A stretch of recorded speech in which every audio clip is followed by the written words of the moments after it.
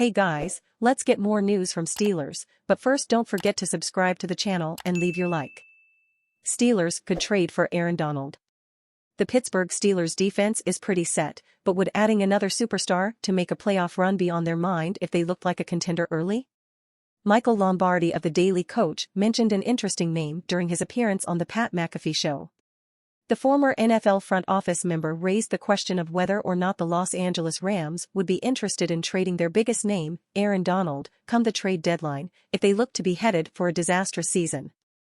This comes after Fox Sports' Jason McIntyre made the bold prediction that the Rams would move on from Donald as they began a full rebuild next offseason. I can see them being one of the worst teams in the league, and thus they decide to pull the trigger and trade Aaron Donald, basically their only good defender, McIntyre writes.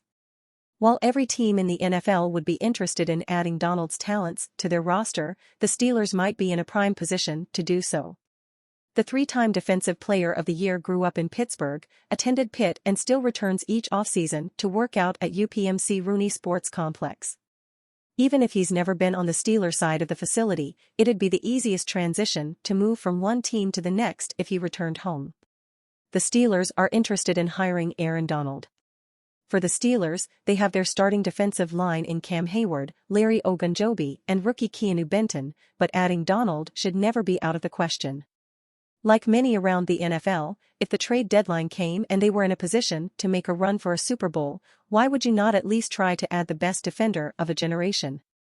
Donald's career has been extraordinary and then some.